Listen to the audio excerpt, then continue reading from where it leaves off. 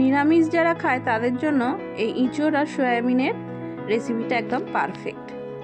তো চলুন শুরু করি। নমস্কার, আমি দেবশ্রী, আমার চ্যানেল কুক উইথ দেবশ্রীতে সকলকে স্বাগত জানিয়ে আজ আবারও একটা রেসিপি নিয়ে চলে এসেছি। আজ করব ইঁচড় দিয়ে সয়া চাংস, এক সম্পূর্ণ নিরামিষ রেসিপিটা আপনারা শুরু থেকে শেষ পর্যন্ত অবশ্যই দেখবেন, তাহলেই বুঝতে পারবেন। তো চলুন, এখানে ইঁচড় আর আলু আমি একটুখানি ভাপিয়ে নিয়েছি। ভাপিয়ে জাস্ট নুন দিয়ে জলটা ফেলে দিয়েছি। ওই 50% মতো সিদ্ধ হয়েছে ইঁচড় আর আলুটা। আর এখানে কিছু মশলা রেডি করে নিয়েছি, লঙ্কা গুঁড়ো, হলুদ গুঁড়ো, গরম মশলা গুঁড়ো, জিরে ধনে গুঁড়ো, রেগুলারের যে মশলা। আর এখানে আছে কিশমিশ, টমেটো আর আদা। তার সঙ্গে আমি 2 চামচ সাদা তিল দিচ্ছি, আর দেব 1 চামচ পোস্ত। আর সয়াবিনটা আমি সয়া চাংসটা আমি একটুখানি গরম জলে ভিজিয়ে রেখেছিলাম আধ ঘন্টা, তারপরে জল চেপে তুলে নিয়েছি। তো চলুন এটা একটা পেস্ট তৈরি করে নিয়ে চলে আসি।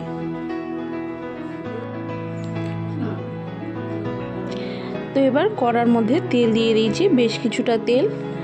তেলটা গরম হয়ে যাওয়ার অপেক্ষা করব। তেলটা গরম হয়ে গিয়েছে, আর এর মধ্যে ফোড়ন দিয়ে দিচ্ছি শুকনো লঙ্কা, তেজপাতা আর গোটা জিরে।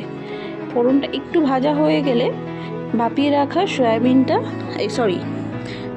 এঁচড় আর আলুটা আমরা ভেজে নেব ভালো করে, খুব ভালো করে ভেজে নেব।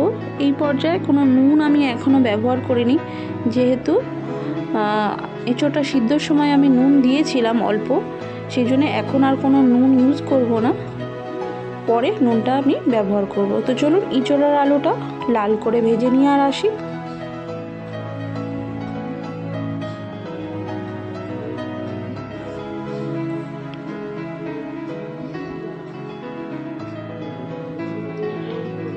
এঁচড় আলুটা ভালো করে ভাজা হয়ে গেছে। এবার যে পেস্টটা তৈরি করে রেখেছিলাম মশলার, সেটা আমি এর মধ্যে দিয়ে দেবো।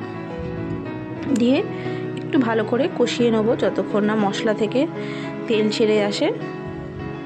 এই রেসিপিটা একটু তেল বেশি লাগে, দিলে খেতে ভালোই হয়। তো আপনারা চাইলে তেল কম বেশি করতেই পারেন।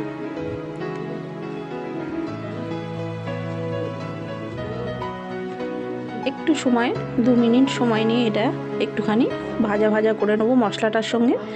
তারপরে সয়া চাংসগুলো দিয়ে দেব, যেটা গরম জলে ভিজিয়ে রেখেছিলাম। ভিজিয়ে জল চিপে নিয়েছি খুব ভালো করে, এর মধ্যে 1 ফোঁটাও জল নেই।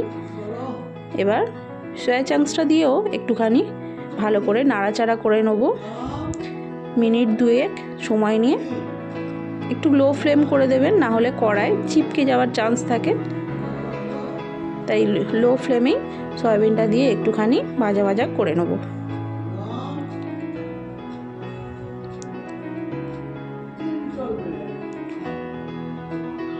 চলুন, ভাজা ভাজা হয়ে গিয়েছে। এবার রেগুলারের যে মশলাটা আছে সেই মশলাটা দিয়ে আমরা কষিয়ে নেব।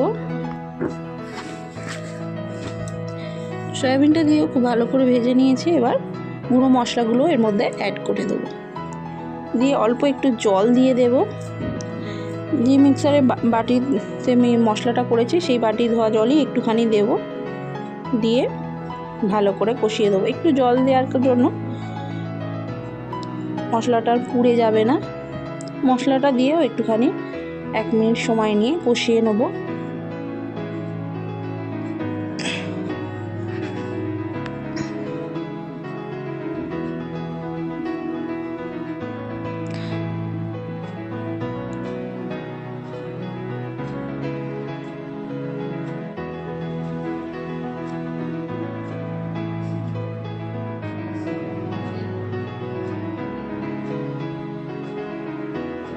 খুব ভালো করে কষিয়ে নিয়েছি। এবার ভালো করে কষিয়ে নেওয়ার পর আমি পরিমাণ মতো জল দিয়ে দেবো। নুনটা দেওয়া হয়নি, নুনটাও দিয়ে দেবো এই পর্যায়ে। যতটা প্রয়োজন সেই অনুযায়ী নুনটা দেব। নুনটা দিয়েও ভালো করে নুনটা মিশিয়ে দেবো সবার সঙ্গে।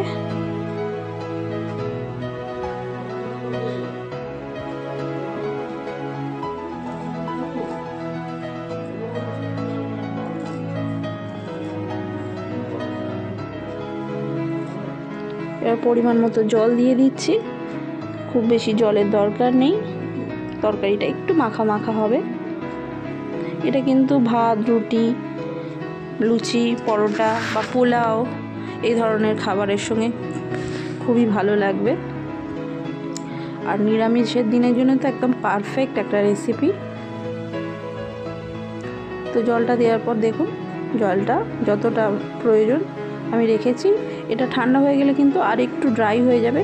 যদি আপনারা ঝোল রাখতে চান কিন্তু অবশ্যই আর একটু বেশি জল ব্যবহার করবেন, আর একটু ঝোল ঝোল নামাবেন।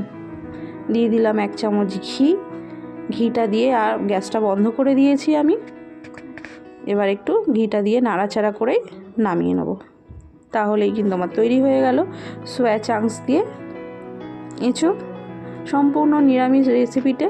তো চলুন এবার আমি এটা নামিয়ে নেব।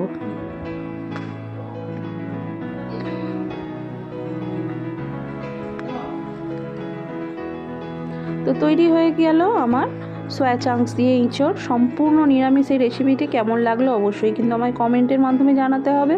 আর রেসিপি সম্পর্কে কিছু জানার থাকলে তার জন্যও কমেন্ট করবেন। নতুন রেসিপি যদি কিছু চাই তাহলেও কমেন্ট করতে ভুলবেন না।